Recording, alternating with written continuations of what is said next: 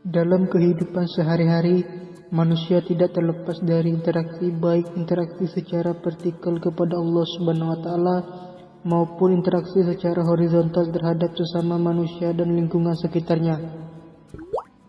Manusia memiliki nafsu yang dapat mendorong perilaku menyimpang jika tidak mampu mengendalikan nafsu tersebut. Nafsu menjadi rantangan bagi manusia. Oleh karena itu, Allah Subhanahu wa taala membekali manusia dengan akal dan pikiran sehingga dapat membedakan antara yang benar dan yang salah. Allah Subhanahu wa taala juga menurunkan pedoman bagi manusia sebagai petunjuk antara yang benar dan yang salah ke dalam kitab-kitabnya untuk diajarkan kepada umat manusia melalui para rasul-rasulnya. Guna memahami dan menerapkan petunjuk yang terdapat dalam kitab-kitab tersebut, manusia harus memiliki keimanan terhadap kitab-kitab tersebut dengan mempelajarinya dan memahami isi kandungannya, serta menerapkan pemahaman tersebut dalam kehidupan sehari-hari. Dengan demikian, kehidupan manusia akan lebih teratur dan terarah.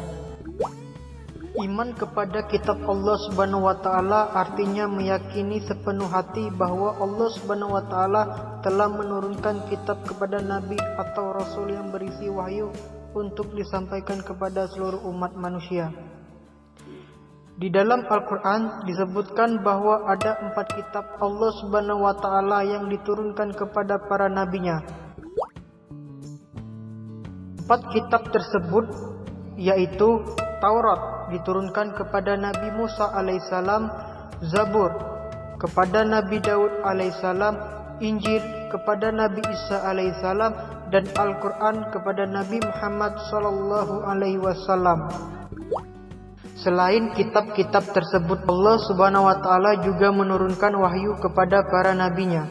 Wahyu tersebut berbentuk suhuf, yaitu wahyu Allah Subhanahu wa taala yang berupa lembaran-lembaran yang terpisah. Dalam Al-Quran disebutkan adanya suhuf yang dimiliki Nabi Musa alaihissalam dan Nabi Ibrahim alaihissalam. Perhatikan firman Allah Subhanahu wa taala berikut ini. Bismillahirrahmanirrahim. Inna hadza lafis suhufil ula suhufi Ibrahim wa Musa. Artinya sesungguhnya ini terdapat dalam kitab-kitab yang dahulu, yaitu suhuf-suhuf atau kitab-kitab yang diturunkan kepada Ibrahim dan Musa. Quran surat Al-A'la ayat 18 sampai 19. Kitab Taurat.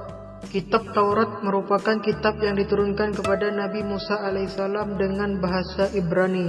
Kitab Taurat diturunkan sebagai petunjuk untuk kaum Bani Israel.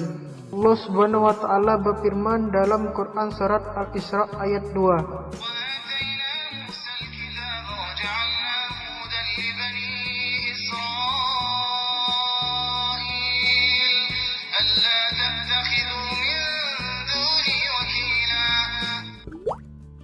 Isi pokok kitab Taurat dikenal dengan 10 hukum atau 10 firman. 10 hukum diterima Nabi Musa alaihissalam di atas bukit Tursina atau Gunung Sinai.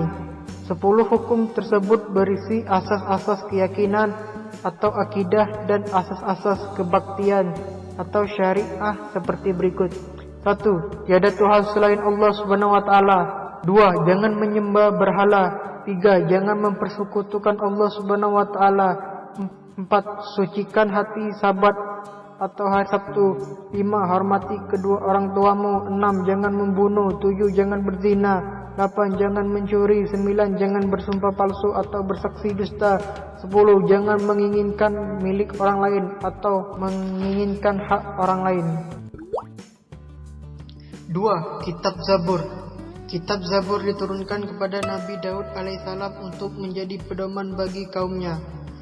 Kitab Zabur tidak memuat hukum Allah Subhanahu wa taala karena Nabi Daud alaihissalam diperintahkan untuk mengikuti syariat Nabi Musa alaihissalam yang terdapat dalam kitab Taurat. Dalam bahasa Ibrani, istilah Zabur berasal dari kata zimra yang berarti lagu atau musik. Zamir, lagu, dan mizmor atau mazmur merupakan pengembangan dari kata zamar, artinya nyanyi, nyanyian pujian. Zabur adalah kitab suci yang diturunkan Allah Subhanahu wa taala kepada kaum Bani Israel melalui utusannya yang bernama Nabi Daud alaihissalam. Ayat yang menegaskan keberadaan kitab Zabur terdapat di dalam Quran surat An-Nisa ayat 163.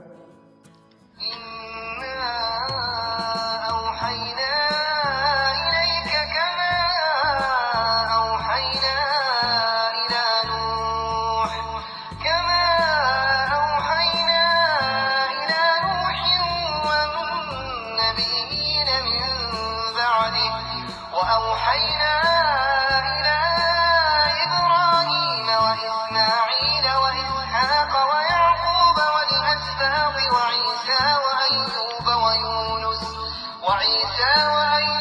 ويونس وهارون وسليمان وآتينا داود زبورا. Kitab Zabur berisi kumpulan ayat-ayat yang dianggap suci. Ada 150 surah dalam kitab Zabur yang tidak mengandung hukum-hukum, tetapi hanya berisi nasihat-nasihat, hikmah, pujian, dan sanjungan kepada Allah Subhanahu wa taala. Secara garis besar, nyanyian rohani yang disenandungkan oleh Nabi Daud alaihissalam dalam kitab Zabur terdiri atas 5 macam. 1. Nyanyian untuk memuji Tuhan. 2. Nyanyian perorangan sebagai ucapan syukur. 3. Ratapan-ratapan jamaah. 4. Ratapan dan doa individu. 5. Nyanyian untuk raja. 3. Kitab Injil. Kitab Injil diwahyukan oleh Allah Subhanahu wa taala kepada Nabi Isa alaihissalam dengan bahasa Suryani sebagai pedoman Bani Israel. Kitab Injil yang diturunkan kepada Nabi Isa alaihissalam memuat keterangan-keterangan yang benar dan nyata, yaitu perintah-perintah Allah Subhanahu wa taala agar manusia mengesahkan dan tidak menyekutukannya dengan suatu apapun. Dalam kitab Injil terdapat pula keterangan mengenai akan lahirnya nabi yang terakhir dan penutup para nabi dan rasul bernama Ahmad atau Muhammad sallallahu alaihi wasallam. Kitab Injil diturunkan kepada Nabi Isa alaihissalam sebagai petunjuk dan cahaya penerang bagi manusia. Nabi Isa alaihissalam diutus untuk mengajarkan tauhid kepada umat atau pengikutnya. Tauhid di sini artinya mengesahkan Allah dan tidak menyekutukannya. Ayat Al-Quran yang menerangkan kitab Injil diturunkan kepada Nabi Isa alaihissalam yang terdapat pada Quran surat Al-Maidah ayat 46.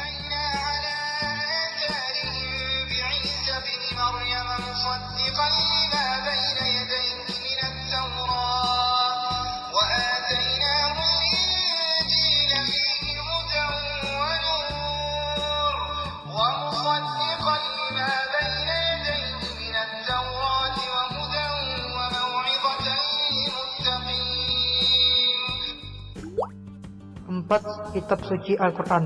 Al-Quran merupakan kitab suci yang diturunkan Allah Subhanahu wa taala kepada Nabi Muhammad sallallahu alaihi wasallam melalui malaikat Jibril.